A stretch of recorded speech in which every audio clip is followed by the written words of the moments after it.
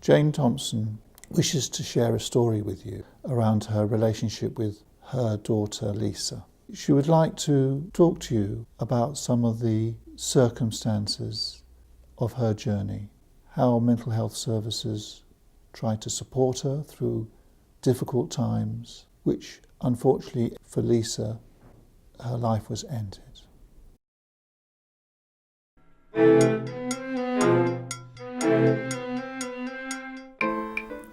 She was just so good and so happy, and she was bright.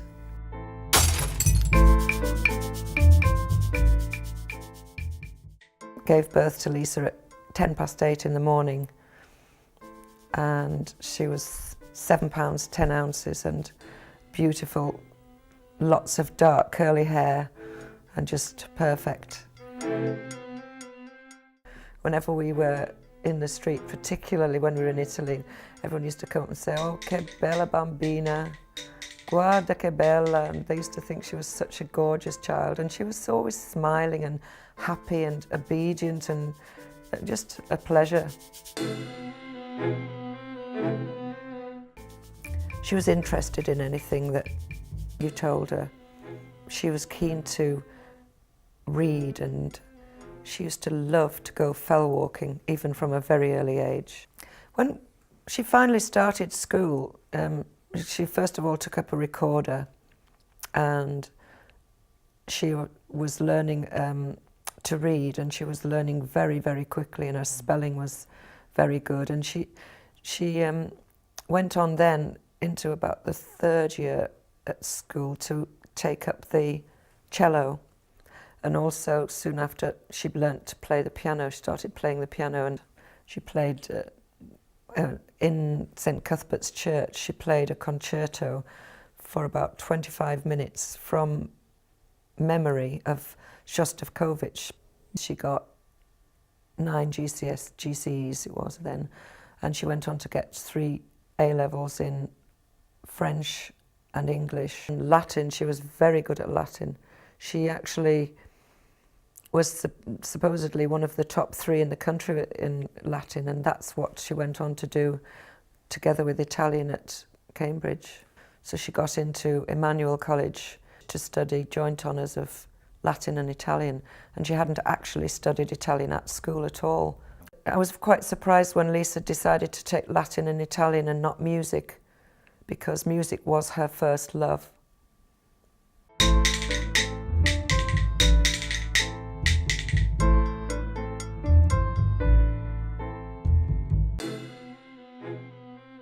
She always got very good results. I think she worried quite a lot about exams.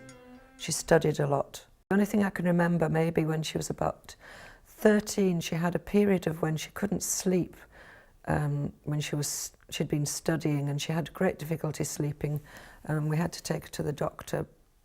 Lisa didn't go directly to Cambridge. She took a year out, and she went to Italy to stay with one of my very close friends. While she was there, she started to appear to have maybe the beginnings of an eating disorder. She ate as a comfort, I think. It was while she was in Italy that she took her first overdose.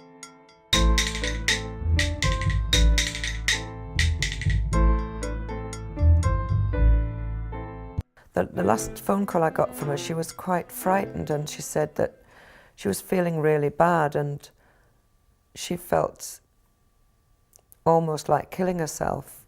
A very short time after that, there was a message from Eileen's husband to my husband saying that she'd taken an overdose.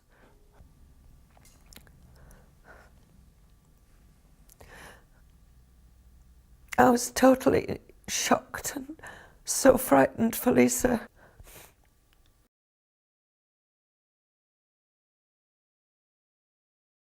She was crying, and she was like a frightened little bird.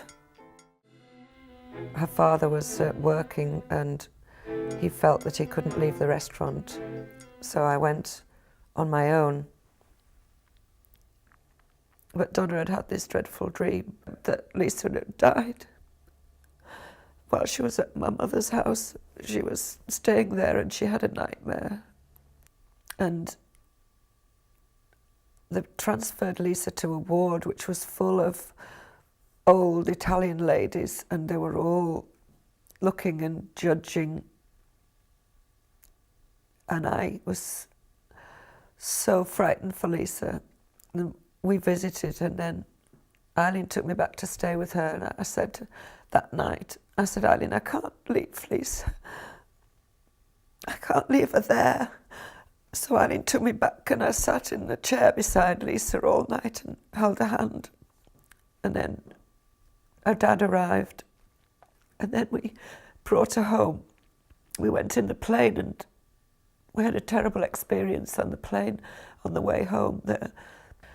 It came down very quickly and touched the ground and took straight off again, right up into the air round, and everyone was crossing themselves, and a man in front of me was being sick, and Lisa was saying, this is it. We were all frightened. And then the pilot came on and said, we'd have to take off again because the landing wasn't right, and we're going to land again in a few minutes, and circled and came down, and okay, we landed this time. But it frightened Lisa. Well, we had to pack all her things in the car because she was going to be living in, but she still had all her personal possessions, her stereo and all her books and clothes and kettles and cups and saucers. We arrived at the college and it got her sorted in her room, and her dad set her stereo system up, and we helped unpack everything and make it feel a bit homey, and she was fine. She seemed fine. I just hoped that it would be what she wanted to do, and that she would make lots of friends and have a happy time there. And initially she certainly did make a lot of friends, and I met quite a lot of them. The first term was quite a disaster in the sense that her Latin teacher had tried to push the whole programme of the year into one term. I think this had been accidental, but it had given Lisa an awful lot of stress and worry. I just used to talk to her for hours on end and try and reassure her that it was quite normal to be worried about things like that, and go and speak to the lecturers and explain what's happening. And she seemed to come through not so bad, and she then got into the college football team and started playing football for the college, and scored a goal with her left foot, much to her father's joy. And she also got involved with the music section and ended up forming a band. At the end of the first year, she actually went to see the counsellor at the college, and she used to see her on quite a regular basis. She was called Carol. Carol was obviously talking to her about how she felt about probably her relationship with us. I mean, I didn't know exactly what Carol was saying because Lisa was over 18 and I wasn't allowed to know. All I knew was what I felt was that she was getting support, and it seemed to be helping her. I got a phone call, and it was Lisa, and she said, "Hi Mum, I'm fine. I'm in a psychiatric hospital in Cambridge, but I'm absolutely fine. They're wonderful here, and I'll talk to you again soon." And I phoned the hospital and I asked to speak to Lisa, and they said, "Who's this calling?" And I said, "It's Lisa's mother." And well, we'll have to ask Lisa if she wants to speak to you. "What do you want, Mum? I don't have to talk to you." And she was very distant and not making much sense at all. It looked like a concentration camp. Box-type buildings, old buildings. I had to go through lots and lots of corridors where there was actually windows with people with faces against the windows shouting. They were obviously locked into these rooms.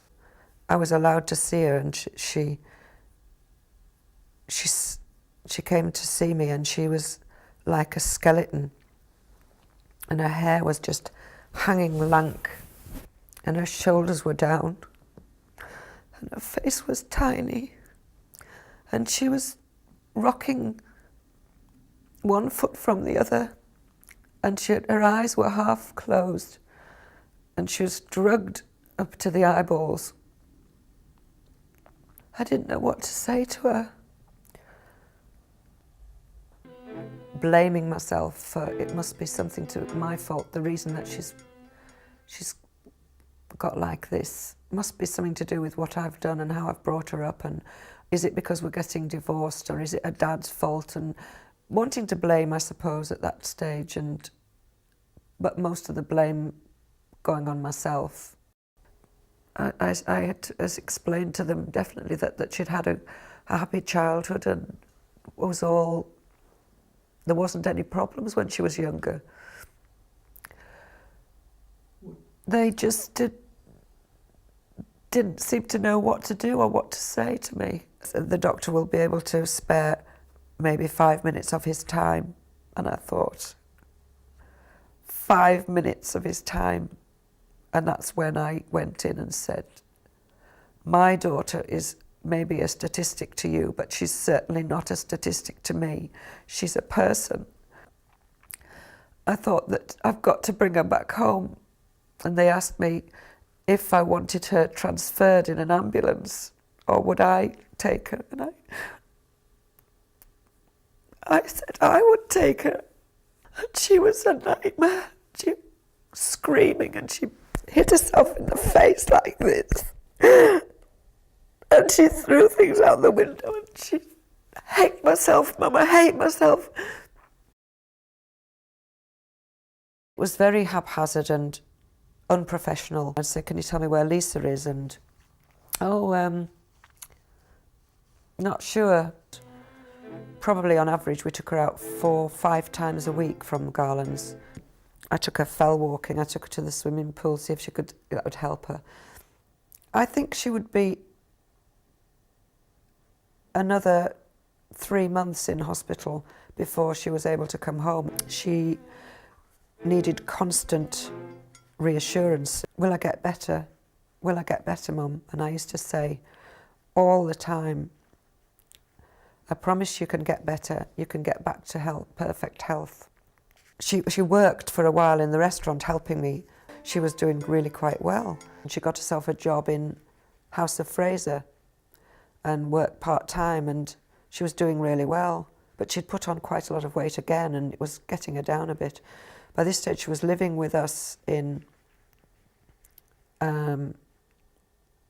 with my new partner. And Lisa was becoming increasingly secretive, and behaviour was getting worse, and she stopped going to work. And then I realised that she'd stopped taking her medication. The doctor came from my surgery and sat with us and said, yes, you're right to call me. And he said, Lisa, you're not very well, are you? And she said, no. He said, I want you to go back and see the doctor at the hospital. And she said, all right. Never seen this doctor before. The doctor called Lisa over, and I got up to go, and he said, no, not you. Just Lisa. And he took Lisa in, and I was already humiliated and useless to him, and go away. He wasn't interested in my opinion of Lisa, and he didn't have any compassion. She was sectioned. Then she was allowed out of the section for 5 minutes obs, and they lost her. She took off. Okay. She phoned me and I did the 1471 and found out she was in Dorset. She'd got on a train, gone down there, and she'd been walking about all night on her own. Her godmother, my best friend, Marion, lived in Leamington Spa. Marion met Lisa and put her on the train for me, and I met her at the station, and Marion phoned me and said, Jesus Christ, she said, how do you cope with that? She's just so ill. And we were all in a room there was I don't know all the titles, but there was social workers too. And this particular doctor was actually the person who diagnosed paranoid schizophrenia, and I was speechless. It was like that label was placed on my daughter. We're going to have to take Lisa up to intensive care. The paracetamol levels are dangerously high. I stayed with Lisa in the ward, in the intensive care, where the staff were amazing. And we ended up, I was holding Lisa down, she was fighting, she was kicking, and we couldn't get the monitors into her, we couldn't monitor her organs because she wouldn't let us. I was with her, just on my own. She just mouthed the words,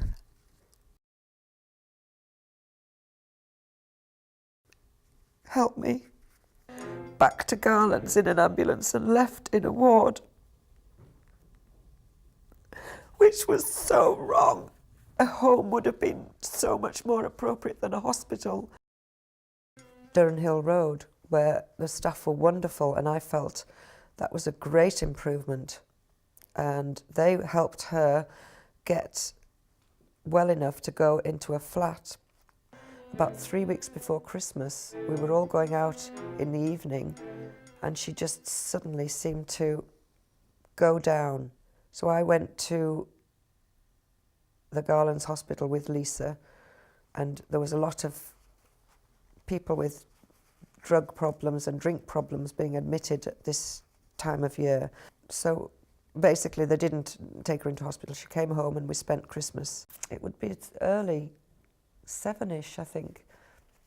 I heard the front door shut and I sat up in bed and said, "Dick, Lisa's gone out."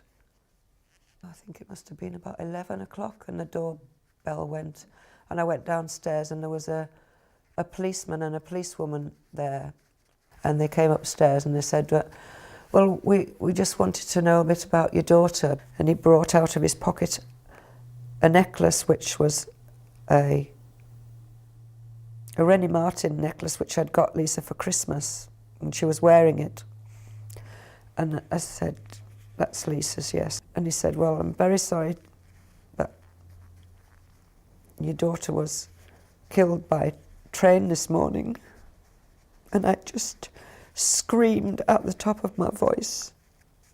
And I can remember not stopping screaming, just shouting, "No," but screaming, "My baby." But it was numb. I was just, all my nightmares came true.